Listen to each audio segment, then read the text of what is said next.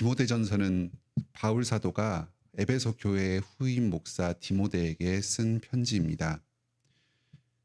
에베소 교회의 여러 문제들을 어떻게 해결하면서 교회를 세울 것인가를 가르치고 있습니다. 1장에서는 거짓 교사들, 특히 율법이 구원에 있어서 반드시 필요하다. 예수 그리스도를 믿는 것에 더해서 구약의 율법을 지키는 것이 구원을 얻고 구원 안에 계속 머물러 있는데 중요하다 하면서 복음을 왜곡시키고 사람들을 믿음에서 흔들리게 만드는 그런 거짓 교사들에 대해서 가르쳤습니다. 이들에 맞서서 오직 예수 그리스도의 은혜의 복음만을 굳게 머무르면서 가르쳐라 하고 권했습니다. 오늘 2절에서는 이렇게 바른 진리 안에 머무르고 또 교회 안팎의 여러 혼란 가운데에서 목사와 성도가 어떤 태도를 취하면서 살아야 하는가를 가르칩니다. 특히 교회 바깥에서 교회를 핍박하는 여러 세력들이 있을 때에 여기에 대해서 기도함으로 모든 사람들의 평안을 위해서 자신의 마음을 지키고 또 교회를 안정되게 이끌어 나가라고 합니다. 여기 1절로 7절에서는 목사 디모데에게 기도하라, 모든 사람을 위해서 기도하라 하고 권합니다. 특히 2절에 임금과 높은 지위에 있는 모든 사람을 위해서 하라고 합니다. 지금 이 이야기를 하는 것은 이 임금과 높은 지위에 있는 사람을 위해서 기도하는 것이 쉽지 않은 현실적인 상황을 전제로 하고 이야기를 하고 있는 것입니다. 당시에 에베소 지역에서는 기독교에 대한 많은 핍박과 박해가 있었습니다. 그리고 지금 바울 사도가 이 편지를 쓰는 것으로 추정되는 60년대 후반경에는 네로 황제가 여러 기독교인들을 핍박하고 있는 역사적 배경을 가지고 있었습니다. 지금 이 디모데 전서를 쓸 때든지 아니면 이 쓰기 좀 직전이든지 하는 시기에 그 기독교인들에 대한 본격적인 박해가 그 로마 제국에서 시작되고 있었습니다. 또 당시에는 이 유대인들이 예루살렘 지역에서 그 로마 군대와 맞서서 독립전쟁을 벌이고 있는 그 시대였습니다. 60년대부터 그런 유대인들의 독립전쟁이 본격화되어서 이 유대인들 전반에 대한 좀 부정적인 인식이 있었던 시기였습니다. 그래서 지금 여러 가지로 임금들과 높은 지위에 있는 모든 사람들이 기독교에 대해서 반감을 가지고 성도들을 탄압하고 있는 상황이었습니다. 하지만 그럴 때에 이 독립군들처럼 맞서서 싸우려고 하기보다는 또는 그들에게 기독교의 정당성을 변론을 하면서 대립적인 관계를 취하려고 하기보다는 오히려 그들을 위해서 기도하라 합니다. 왜냐하면 그들을 위해서보다 더 앞서서 우리가 모든 경건과 단정함으로 고요하고 평안한 생활을 하려 함이라. 악한 세상의 권세와 세력에 대응하여서 거기에 악을 악으로 대하다 보면은 성도들이 먼저 죄악에 빠지게 되고 평안하고 경건한 생활을 하지 못하게 됩니다. 주님의 마음을 품고 하나님께 모든 이 세상에서의 어려움을 맡기고 우리 성도들은 다만 선을 행하며 사는 것입니다. 그럴 때에 주님께서 이 기도를 들으시고 실제적인 평안을 성도들에게 주시기도 합니다. 이러한 직분자의 태도, 이 목사가 바로 가져야 할 태도 앞에서 오늘날에도 중요한 교훈들을 생각해 보게 됩니다. 오늘도 우리가 이 세상을 향해서 기도에 힘써야 하겠습니다. 세상은 기독교에 대해서 적대적입니다. 또 여러 악들이 많습니다. 정치권을 보면 참 이 정치적인 문제들에 대해서 부정적인 생각을 갖기도 합니다. 또 어떤 기독교인들은 여당과 야당의 편을 갈라서 이 정치적인 분쟁에 직접적으로 뛰어들고 또 주변 사람들과 논쟁을 하기도 합니다. 그런데 그렇게 하기 전에 거기에 앞서서 임금들과 높은 지위에 있는 모든 사람들, 우리 주변에 있는 대통령과 국회의원과 지방자치단체장과 많은 정치인들을 위해서 기도하기에 힘써야 하겠습니다. 하나님께서 모든 사람을 사랑하시고 모든 사람들이 구원을 받으면서 진리를 아는 데에 이르기를 원하시기 때문입니다. 여당에도 야당에도 하나님께서 지으신 피조물이요, 주님을 사랑하는 사람, 또 주님의 사랑을 받는 사람들이 그 정치 세력 가운데에서 일을 하고 있습니다. 또 불신자들 가운데서도 그 정치가들을 하나님께서 구원하시고 복음을 전파하고 구원받기를 원합니다. 또 그들의 섬김을 통해서 우리 사회의 모든 사람들을 선하게 자비를 베풀어 주기를 원하십니다.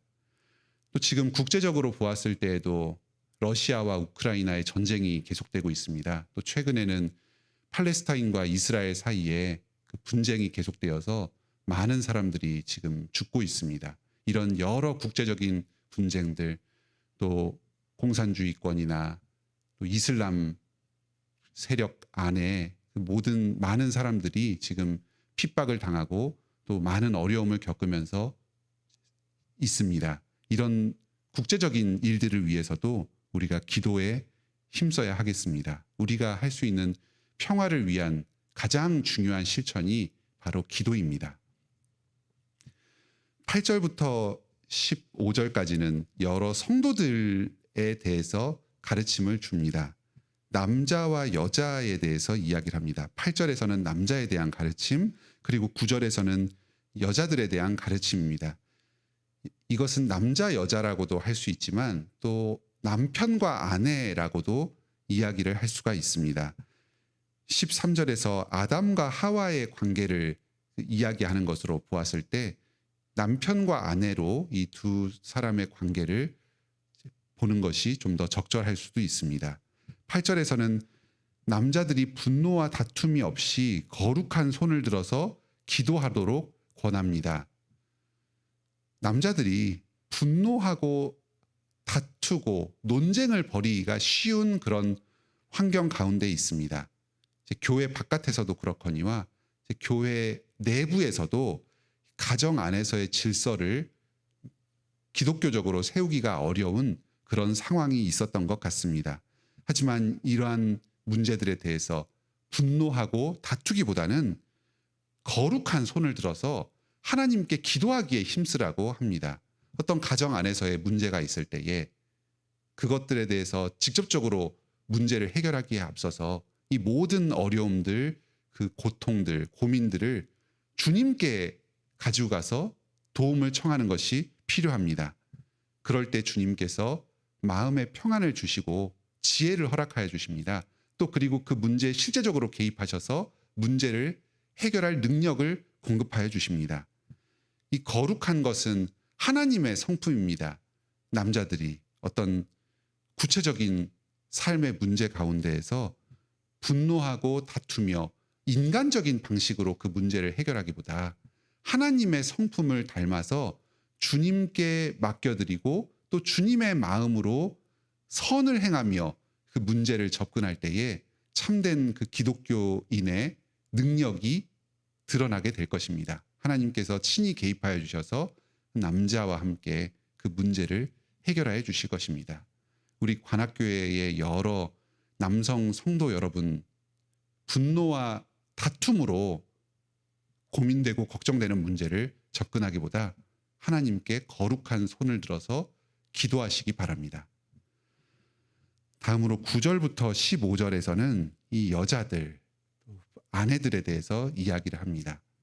세 가지의 중요한 점을 교훈하고 있습니다. 먼저 첫째로는 외모를 꾸미는데 힘쓰지 말라고 합니다. 오히려 선을 행하면서 하나님을 경외함으로 자기의 마음을 가꾸라고 합니다. 오늘날에는 이 외모를 중시하고 참 아름다움에 굉장히 많은 관심과 또 시간과 돈과 에너지를 쓰는 사회입니다. 겉으로 보이는 이 외모에 큰 가치를 두고 이것을 중시하는 사회입니다. 이 에베소에서도 비슷한 일들이 있었던 것 같습니다. 여인들이 자신의 몸을 치장하고 또 화려한 장신구와 의복으로 스스로를 드러내는데 힘썼던 것 같습니다. 그렇게 하지 말고 오히려 선으로 경건으로 자기의 내면을 가꾸는 데에 더욱 힘쓰라.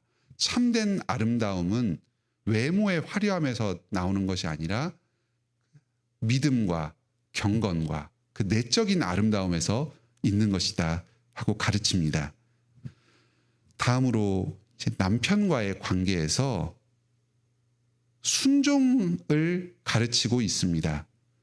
오늘날에는 이 페미니즘 사상의 유행으로 인해서 이 남편과 아내의 관계에서 아내가 순종하라 하는 성경의 가르침에 대해서 반발하는 심리들이 있습니다. 또 그리고 이것이 당시의 어떤 가부장제의 문화적인 요소의 어떤 산물에 불과하다. 당시의 그 고대의 사회적 관행에 비추어서 그때에만 제한적으로 주시는 말씀이다. 이런 식으로 해석하면서 오늘날에는 이 아내가 남편에게 순종하는 이 가르침을 현대적으로는 적용되지 않는다. 이런 식으로 성경의 내용을 좀 곡해하는 사람들도 있습니다. 하지만 오늘 본문에서는 이 아내가 남편에게 순종하는 이 가르침이 결코 문화적이 아니라는 것을 분명하게 가르치고 있습니다. 13절이 그 가장 중요한 본문입니다. 이는 아담이 먼저 지음을 받고 하와가 그 후다. 아담과 하와의 창조의 순서를 근거로 해서 하나님께서 남편과 아내의 가정의 질서를 주셨다고 가르치고 있습니다. 창조의 규례에 속한 것이다. 문화적인 산물이 아니다 하는 것을 분명히 가르치고 있습니다. 아내와 남편의 관계에서 아내가 남편의 가르침에 또 가정에서의 리더십에 순종하도록 합니다. 이것은 아내가 남편보다 열등해서가 아닙니다. 고린도전서나 에베소서와 같은 여러 성경의 가르침을 종합해서 보았을 때 이것은 그리스도와 교회의 관계에서 교회가 그리스도께 순종하는 것을 아내의 모범을 통해서 드러내는 것입니다. 아내가 그리스도께 그 교회가 그리스도께 순종하는 그 모습을 아내의 순종을 통해서 우리는 보고 배웁니다. 또 아내의 순종을 통해서 남편과 아내 모두가 그리스도께 순종하는 대로 나아가게 됩니다. 마지막으로 여성들에게 가르치는 그 가르침은 15절에 이 해산함, 자녀를 출산하고 양육하는 것의 소중함에 대해서 가르칩니다. 아마 오늘날과 비슷하게 당시의 에베소 교회에서도 여성들이 이 출산에 대해서 또 자녀 양육에 대해서 좀 기피하고 소홀하게 여기는 경향들이 있었던 것 같습니다. 여성들의 이 정숙함, 순종, 또 경건함이 가장 잘 드러나는 이 여성들만의 일 중에 하나가 바로 출산과 양육입니다.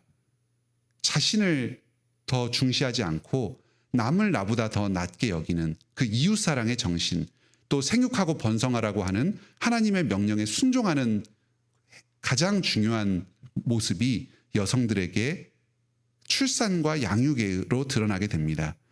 만일 여성들이 정숙함으로써 믿음과 사랑과 거룩함에 거하면 그의 해산함으로 구원을 얻으리라. 이 말씀은 오해가 없어야 합니다.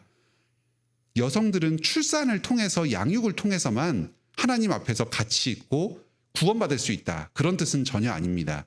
오늘날에도 어떠한 사람들은 미혼의 은사를 주시기도 합니다. 또 어떤 사람들은 사별을 해서 자녀를 갖지 못하게 되기도 합니다. 또 어떤 사람들은 자녀를 주지 않으시는 것을 하나님의 기쁘신 뜻으로 주십니다. 많은 사람들이 이 출산과 양육을 사모하지만 이 뜻대로 주님께서 허락하지 않으시는 사람들도 있습니다.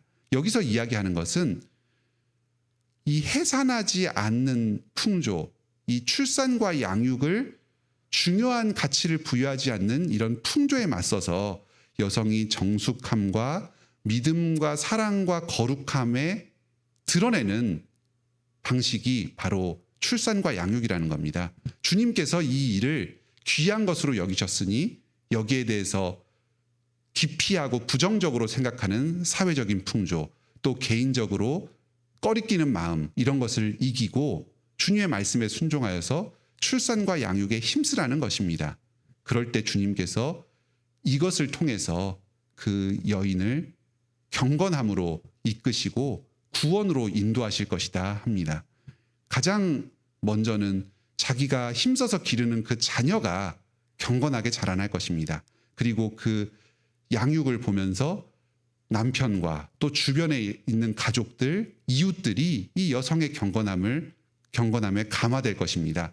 그리고 가장 중요하게는 이 모든 과정을 통해서 여성 자신이 거룩과 경건을 훈련하게 될 것입니다. 많은 그 인내와 수고와 사랑, 이 과정을 통해서 경건을 훈련합니다. 그리고 자녀를 양육하는 과정에서 더욱더 하나님의 은혜만을 의지하고 붙잡을 수밖에 없게 됩니다.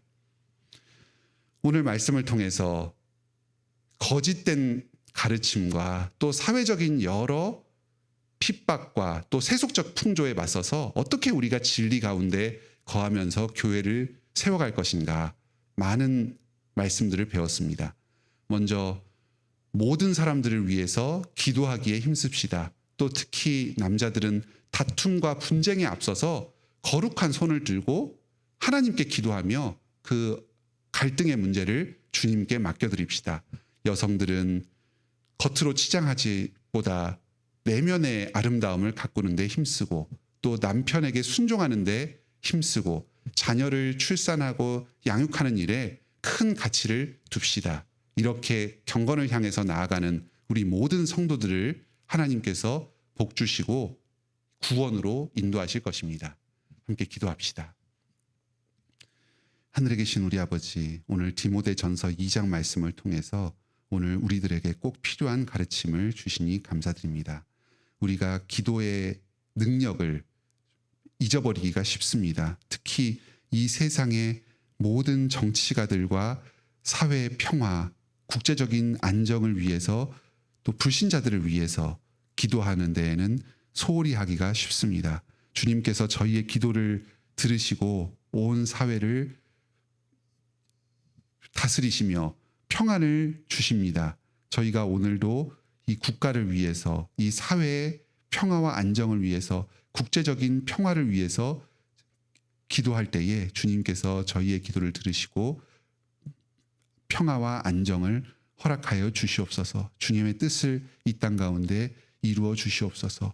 지금도 지구 반대편에서 러시아와 우크라이나의 전쟁, 또 이스라엘과 팔레스타인의 전쟁, 또 많은 분쟁들이 있습니다. 또 공산 지역과 이슬람 지역에서 성도들과 교회들이 많은 핍박과 죽음의 현실 가운데 직면해 있습니다. 주님 이들을 불쌍히 여겨주시고 구원하여 주시옵소서. 이 땅 가운데 평화를 허락하여 주시옵소서.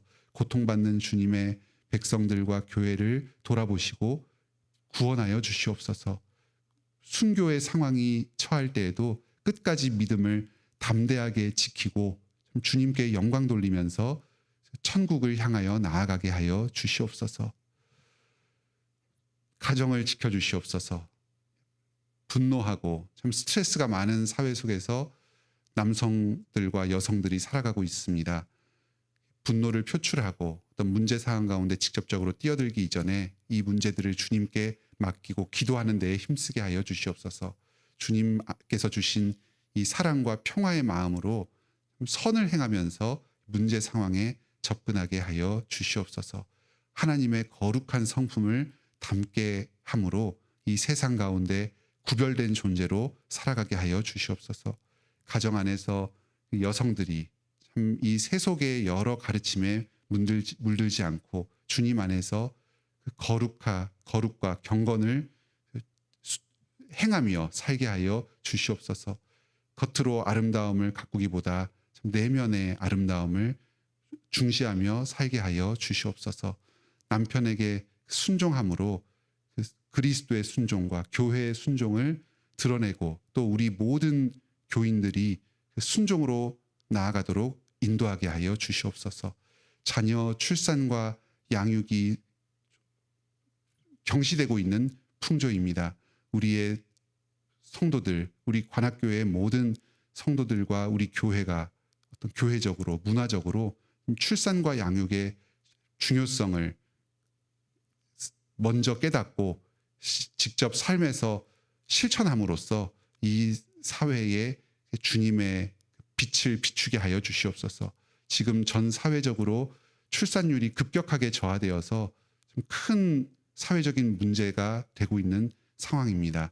우리 모든 교회의 성도들이 이 생육하고 번성하라고 하신 이 주님의 명령에 힘써 행함으로써 이 사회의 활력을 이 출산을 통해서 드러내고 또 주님의 뜻을 이 땅 가운데 펼치게 하여 주시옵소서. 우리 모든 고신교회와 그리스도의 교회가 이 땅 가운데에 구별된 백성으로 드러나게 하여 주시옵소서. 오늘도 저희의 모든 삶을 통해서 삼위일체 하나님께 영광 돌리길 원합니다. 오늘 서울 서부노회가 있습니다. 주님께서 이 노회를 사랑하여 주시고 복내려 주시옵소서. 모든 교회의 총대들이 함께 모여서 주님의 이름을 부르며 예배하며 진리 가운데 하나됨을 이루게 하여 주시옵소서.